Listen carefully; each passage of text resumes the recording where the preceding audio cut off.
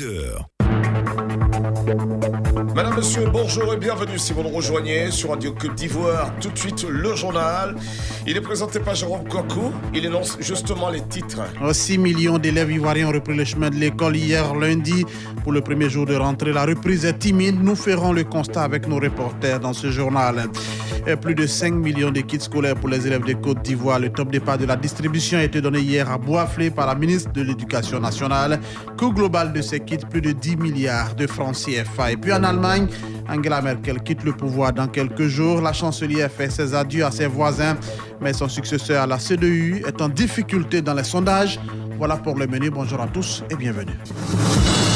Jérôme Kokou, bonjour. Bonjour Didier Fandin. Les hommes d'affaires allemands en prospection en Côte d'Ivoire. Oui, ils s'intéressent à notre pays. La délégation conduite par l'ambassadeur de Côte d'Ivoire en Allemagne a été reçue hier lundi par le Premier ministre Patrick Hachi. Ces investisseurs sont en prospection dans notre pays. Les domaines tels que la santé, l'environnement et le numérique intéressent les hommes d'affaires allemands.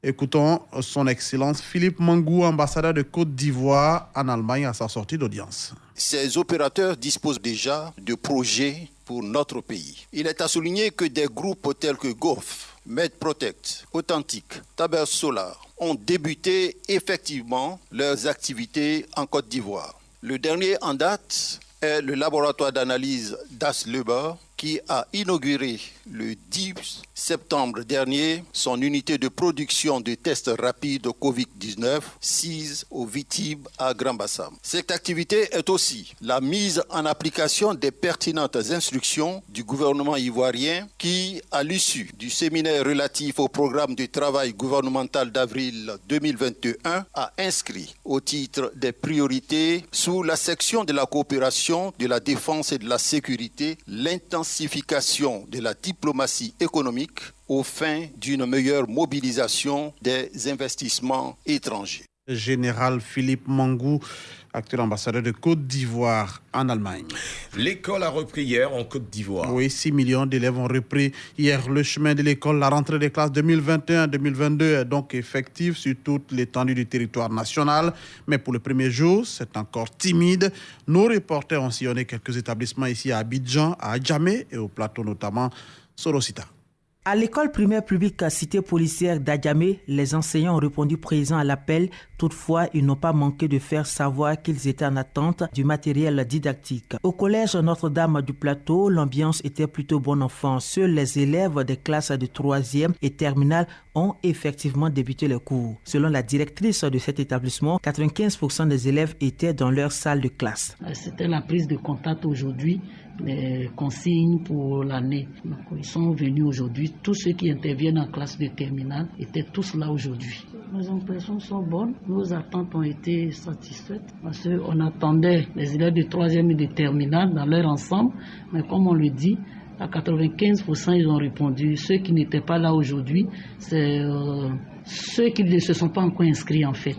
Dans certains établissements comme le Collège moderne du Plateau, c'était la prise de contact avec les différents professeurs, les retrouvailles entre amis. Quand j'ai demandé à l'éducatrice, elle m'a dit que le gouvernement a dit que cette année, on ne va pas payer de frais. Oui, il n'y avait pas assez d'élèves, donc ils sont venus nous donner les listes de fournitures. Une fois aussi, on a un peu duré, en tout cas pour nous qui avions des chaussures comme ça. Après, il y a eu aussi les histoires avec les billets d'entrée. Il fallait aller à l'administration, voir les éducatrices. Après, quand tout le monde est rentré au drapeau, avec toutes les élèves, la directrice a dit le nom de chaque élève avec le PP. Certains professeurs se sont présentés, pas tous. Et nous, en tout cas, particulièrement, on a fait cours aujourd'hui, un cours de physique, parce que le programme est long. On était beaucoup, mais d'autres ne sont pas entrés en classe. Ils étaient déjà partis à la maison.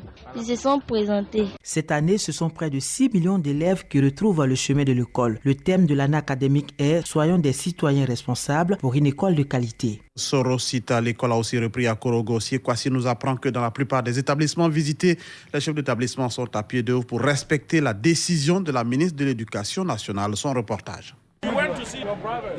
Lycée au Fouet-Boigny de Korogo ce lundi 13 septembre, il est 10h.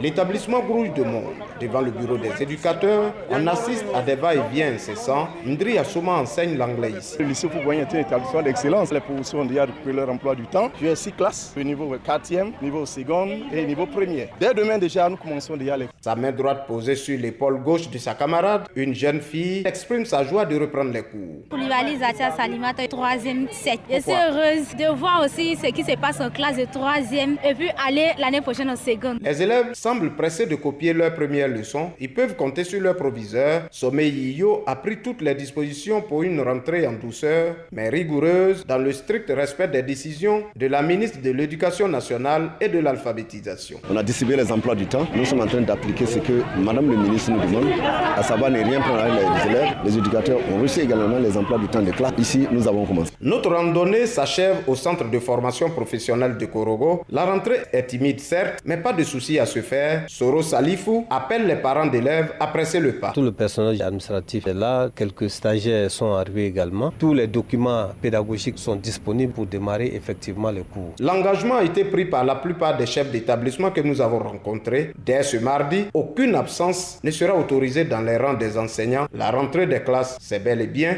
le 13 septembre 2021. Siekwasi Korogo, Radio Côte d'Ivoire. Restons toujours dans l'éducation nationale, 5 millions de kits scolaires pour les élèves. Oui, le lancement officiel de la distribution de ces kits scolaires a donc été donné hier à Bouaflé pour cette année scolaire. Ce sont au total 5 162 730 kits scolaires d'un coût global de plus de 10 milliards de francs CFA qui seront ainsi distribués gratuitement aux élèves de Côte d'Ivoire. Écoutons le professeur Maria Toukone, ministre de l'Éducation nationale, au lancement de cette rentrée à Bouaflé. Ce sont des millions d'écoliers, de collégiens et de lycéens qui reprennent le chemin du savoir. Toutes les familles s'attellent à mettre à la disposition des enfants les tenues et les fournitures scolaires dont ils ont besoin. Soucieux de donner les mêmes chances de réussite à tous les enfants, l'État du Côte d'Ivoire a institué l'acquisition et la distribution gratuite des kits à tous les élèves du primaire public. Ce choix du gouvernement répond à un souci majeur, à savoir celui de participer à la lutte contre l'échec scolaire par le biais d'outils didactiques à même de soutenir les efforts des élèves, des enseignants et des encadreurs pédagogiques. Sous la gouvernance de son Excellence M. Alassane Ouattara, de 2011 à 2021, ce sont 34 349 626 kits scolaires qui ont été acquis et distribués pour un montant de 100 237 703 643 francs CFA. Ce qui fait de l'école le socle du développement de notre pays. Radio Côte d'Ivoire à Bouaflé, 99.1 FM. Le ministre Tchaba Laurent célèbre l'excellence à Atekoubé. Oui, 1000 élèves les plus méritants de cette commune ont été primés samedi à la place de la chefferie d'Agban. C'est une initiative, vous l'avez dit, du ministre Tchaba Laurent qui a invité à l'occasion la ministre Maria Toukone de l'Éducation nationale. Le ministre Laurent Tchaba revient ici sur l'origine du prix d'excellence. Il y a 7 ans, j'ai constaté que le niveau scolaire des élèves de la commune d'Atekoubé était très bas. Le taux d'échec scolaire était élevé et la scolarisation de la petite fille était à un bas niveau. Face à cette situation, il fallait réagir. C'est ainsi que j'ai initié le prix d'excellence qui devrait me permettre d'atteindre 4 objectifs, à savoir lutter contre l'échec scolaire, convaincre mes parents de la nécessité de la scolarisation de la jeune fille, instaurer la culture du mérite au niveau de la commune et des familles, soutenir les parents dans leurs efforts de scolarisation de leurs enfants. 7 ans après, nous pouvons nous réjouir de constater que la situation s'est véritablement amélioré. Le ministre Laurent Tchaba à la journée de l'excellence à Atekoubé. L'union patronale de l'enseignement supérieur privé a un nouveau président. Il s'agit de Mori Diabaté. Il a été élu pour un mandat de 3 ans au terme du 3e congrès ordinaire de cette union qui s'est tenu ici même à Abidjan, Port-Boué. Après son élection, le nouveau président parle des priorités de son mandat. Mori Diabaté. Beaucoup d'émotions et la fierté d'être à la tête d'une organisation comme l'UPSUP. Je suis bien accompagné et quand vous avez la chance d'être guidé par un grand homme, vous réussissez votre mission. Et je sais que je vais réussir cette mission parce que je suis en mission pour l'UPSUP, pour l'enseignement supérieur privé de Côte d'Ivoire, pour l'enseignement supérieur en général. Nous avons mis les fondamentaux solides qui sont là. Il s'agit maintenant de peaufiner cela. Je vous ai parlé de notre siège, ça fait partie de nos priorités. Je vous ai parlé de la gouvernance de nos établissements, c'est-à-dire la gouvernance passe nécessairement par des besoins de financement et nous allons travailler en ce sens-là pour que nous ayons les moyens nécessaires, pour que nous ayons une gouvernance financière, administrative et surtout académique forte. Nous allons faire en sorte que l'UPSUP soit un creuseur de la recherche. Nous avons des intelligences à l'UPSUP et ces intelligences seront mises au profit de la Côte d'Ivoire, de la recherche pour que nous allions loin. Nous allons développer tout cela. Dans l'actualité internationale, en Allemagne, Angela Merkel quitte bientôt le pouvoir. Oui, la chancelière Angela Merkel fait donc sa tournée d'adieu dans les Balkans alors qu'elle est à quelques jours seulement de la fin de sa carrière politique. La chancelière est en visite dans les Balkans. Elle était en Serbie hier lundi et visite aujourd'hui, le mardi, l'Albanie à moins d'un mois des élections. L'héritier d'Angela Merkel, lui, l'impopulaire Armin Laschet, a tenté d'inverser la courbe des sondages en lâchant lors d'un débat télévisé de ses coups contre son principal adversaire, le social-démocrate Olaf Scholz. Le SPD dépasse pour la première fois en 15 ans la CDU d'Angela Merkel dans les intentions de vote à moins d'un mois donc des élections générales. Une situation inédite qui doit beaucoup à un candidat de la droite, Armin Laschet, qui multiplie les bourdes. On termine sur le continent africain, en Guinée. Et alors que les consultations démarrent aujourd'hui, l'ONU souhaite un retour des civils au pouvoir dans un délai raisonnable. En visite de travail hier lundi à Conakry, le représentant spécial du secrétaire général des Nations Unies en Afrique de l'Ouest et au Sahel s'est toutefois réservé de donner un délai indiquant que c'est aux Guinéens de décider de cette transition qui sera accompagnée par son organisation et ses partenaires de l'Union africaine et de la CEDEAO. C'est tout pour ces 6 heures. On vous rappelle que 6 millions d'élèves ivoiriens ont repris le chemin de l'école hier lundi. Pour le premier jour de rentrée, la reprise est timide. On a pu faire le constat avec nos reporters sur le terrain. Et puis plus de 5 millions de kits scolaires pour les élèves de Côte d'Ivoire. Le top départ de la distribution a été donné hier à Boisflé par la ministre de l'Éducation nationale. Coût global de ces kits, plus de 10 milliards de francs CFA. Le 6 heures présenté par Jérôme Kouakou. Madame, monsieur, merci de choisir Radio Côte d'Ivoire pour vous informer. Tout de suite, les sports. La grande matinale sur Radio Côte d'Ivoire. Numéro 1 sur l'info et le sport. Radio Côte d'Ivoire, Gagnoa 88.3 FM. Radio Côte d'Ivoire, les sports d'ici et d'ailleurs.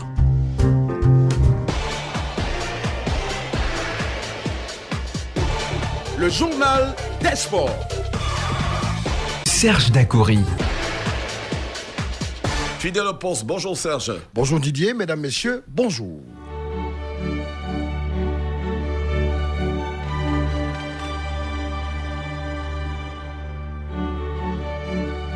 Et ça, c'est la réclame de l'Europe, hein, oui, comme on dit. Eh bien, c'est pour annoncer...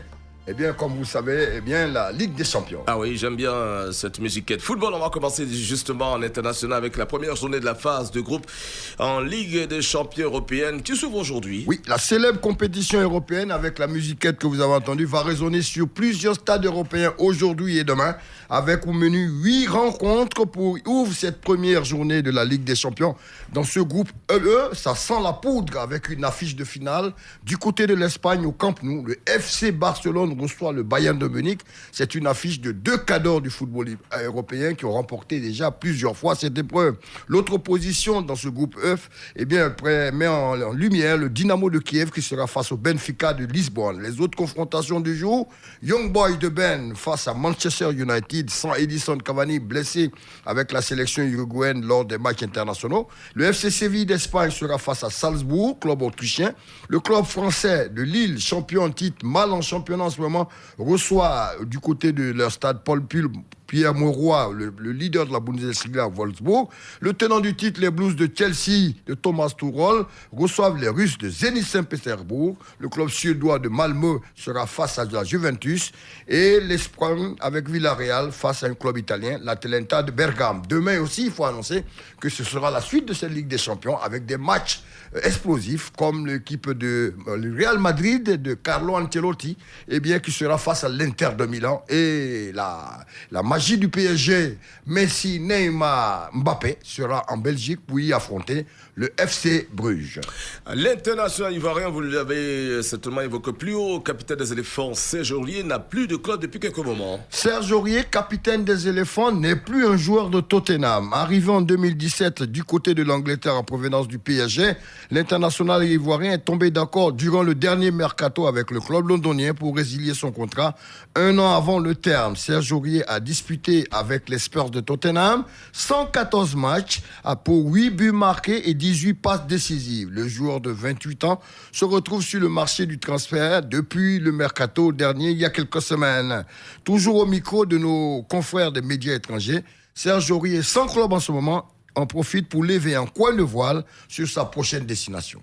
Moi, c'est déjà clair que je voulais aller voir ailleurs pour un nouveau challenge. Pour l'instant, je suis dans un moment important de ma carrière. Donc, je me laisse le temps de réflexion avec ma famille et les gens qui m'entourent. Donc, voilà, dans peut-être une semaine, peut-être 2 semaines, j'annoncerai peut-être quelque chose. Pour l'instant, je suis tranquille, je suis en train de voir qu'est-ce qu'il y a de mieux pour moi. Mais je pense qu'il y aura une annonce d'ici quelques semaines. Je n'ai jamais fermé la porte à la Ligue 1. Ça ne me dérangerait pas de revenir en Ligue 1. Il n'y a qu'un seul club où je ne pourrais pas revenir, c'est Marseille. Mais sinon, le reste, ça se discute. Ça dépendra du projet, ça dépendra de beaucoup de choses. Et c'est un championnat qui me va bien. Dans la foulée aussi, on peut parler de l'international sénégalais Dembaba, ex-attaquant de Chelsea, de Galatasaray. Hier, le Sénégalais, de 36 ans, a annoncé la fin de sa carrière. Son dernier club en date était celui de Malmö. Dembaba, quitte complètement la scène internationale à 36 ans. Volleyball encore en international Euro 2021 de cette discipline, médaille d'or. Récemment à Tokyo, l'équipe de France a été éliminée hier. Oui, c'est le coup de théâtre au niveau de l'Euro 2021 qui s'est ouvert depuis quelques jours. La France, récemment médaillée d'or aux Jeux Olympiques, vient de tomber dans cette compétition de l'Euro pourtant favorite. La France, hier, a chuté en 8e de finale face à la République tchèque, 3-7-0. 19-25, 18-25 et 20-25. La bande à Erwin Ngapet, le capitaine de cette sélection française, a chuté. Pourtant favorite, la France sort de cette compétition de l'Euro 2021 de volleyball. Et puis on finit sur le continent avec l'Afro Basket Dame 2021 au Cameroun. 12 basketteuses ivoiriennes vont à Yaoundé aujourd'hui. Sauf changement de dernière minute, c'est aujourd'hui que les éléphants dames vont rallier Yaoundé au Cameroun en vue de prendre part à cet afro-basket féminin qui s'ouvre du 17 au 28 septembre prochain. Le sélectionneur chef de la sélection féminine ivoirienne, Igor Kovacevic, a convoqué 12 joueuses, dont 2 qui évoluent à l'extérieur, notamment Kani Kouyaté du club français de Nantes-Rézé et Djefamina Diawara du club de DUC du côté du Sénégal. Le reste de l'effectif, ce sont des joueuses qui évoluent ici en local, du CSAT, de la SOA, de l'ABC, de FBA et de NCA. Et tous évoluent donc dans ce championnat de Côte d'Ivoire. La meilleure joueuse de la saison, Laetitia Saouye, métronome de NCA, figure dans le groupe. Il faut noter que les éléphants dames entrent en lice dans cette compétition dimanche prochain face à un adversaire de taille, les Aigles du Carthage. Bon vent à notre sélection ivoirienne de basketball. Après l'afro-basket masculin où la Côte d'Ivoire a fini en finale, vice-champion face aux Tunisiens, c'est aujourd'hui le tour de nos dames en basket de rentrer en compétition. On leur souhaite beaucoup de chance. Voilà donc tout en ce qui concerne ce 2e journal sur Radio Côte d'Ivoire. Merci à vous, Serge Dacoury, et très bonne journée. Merci.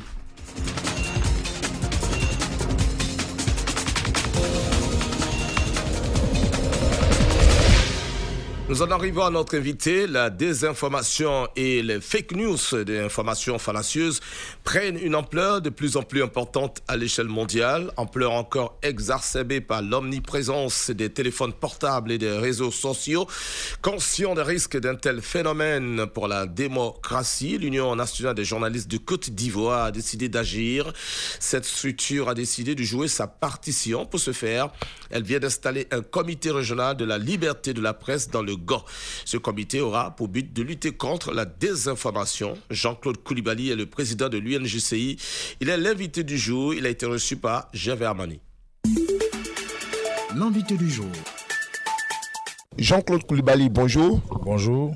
Quel est le rôle de ce comité régional de la liberté de la presse que vous venez d'installer? C'est un comité de veille sur la promotion de la liberté de la presse, mais surtout la lutte contre les fake news. Parce que la liberté de la presse rime avec responsabilité, rime avec professionnalisme. Et nous appartient, nous qui sommes les professionnels de l'information, de mettre en place une veille. Parce que nous nous sommes rendus compte que nous avons laissé trop le champ au cyberaktivisme, nous avons laissé trop le champ à ceux véritablement qui manipulent dans le but de diviser, de semer la graine de la haine qui est assez préjudiciable à nos sociétés, à notre population. Donc dans le cadre de la commémoration de la Journée mondiale de la liberté de la presse, qui est chaque année, comme vous le savez, en tout cas organisée par l'UNESCO, nous avons décidé pour cette année de décentraliser un peu les choses. Nous avons décidé de sillonner tous les chefs-lieux des régions pour installer véritablement ces comités de veille-là. Dans un premier temps, naturellement, pour faire la liberté de la presse, pour véritablement faire la promotion de l'information qui doit être un bien public,